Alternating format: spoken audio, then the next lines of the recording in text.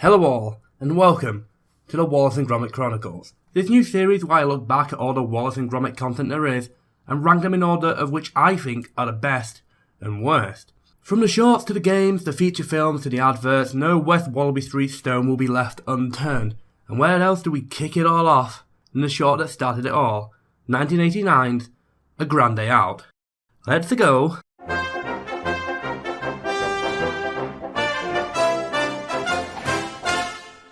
A Grand Day Out is the OG Wallace and Gromit short, debuting in 1989 as Wiggum's favourite adventurer heads off to the moon with his faithful dog in the quest for cheese, due to the shops being closed on them pesky bank holiday Mondays. Lancashire, Cheddar, Wensleydale, Philadelphia and Tesco's.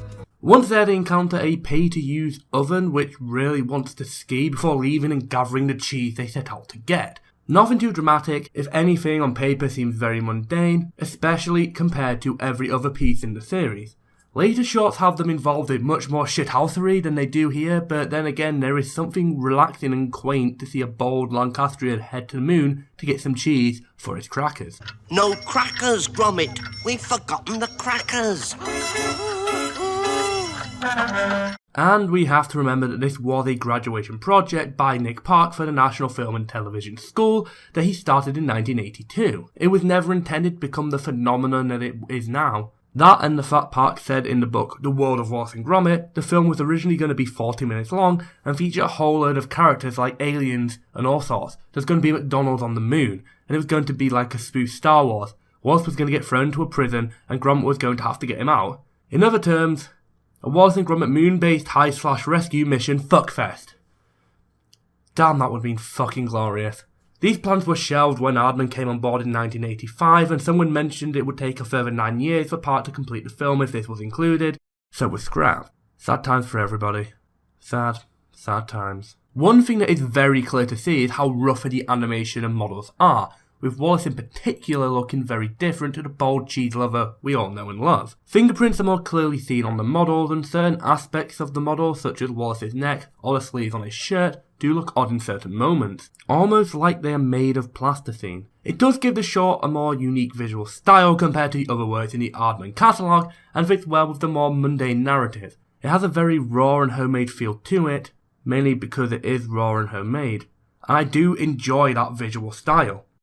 The production side of things is very interesting. Like mentioned before, Nick Park made the short as part of a project for the National Film and Television School and took around 8 years to complete. 3 more than the feature-length films Chicken Run and Wallace and Gromit and The Curse of the Were-Rabbit, which both took 5 years to complete. Plus the film cost just £11,000 to make, 10 times less than A Matter of Life and Death, which cost about $100k, and a tiny proportion to A Close Shave that cost a whole £1.3 million to make. Cha-ching, cha-ching, cha-chingery. Money, oh money, how I love thee. Cha-ching, cha-chong, cha-changaroo. From pennies to dollars, any amount will do. Peter Sallis was paid £50 to star as Wallace, and Gromit was originally going to have a voice. God, how weird would that sound? I cannot picture it. A Grand Day Out isn't exactly the wackiest or most exciting Wallace and Gromit media out there, with its less than thrilling story and lower quality compared to its successors, but that doesn't stop it from being a great little thing to watch. IMDb users agree, with a 7.8 score or 78 for the leaderboard I'm about to do. Story-wise, there just isn't too much going on. It's not bad, but nothing spectacular. If Nick Park's original vision was played to fruition, then no doubt this score would be higher, but I think an average score of 55 will do. Likewise, the production quality is not peaked by any stretch of the imagination, which is understandable due to the fact it is a graduation project and cost $11k, but for enjoyment, for the sheer Britishness of the short, 75 is the least I could give it, which is very fucking impressive on paper. Despite being objectively the weakest, it's still fucking adorable and amazing as shit. So overall, A Grand Day Out gets a meaty 269 points and takes its place on the leaderboard. It started what we know and love today, and although not god tier by any stretch, it's still a masterpiece in its own right.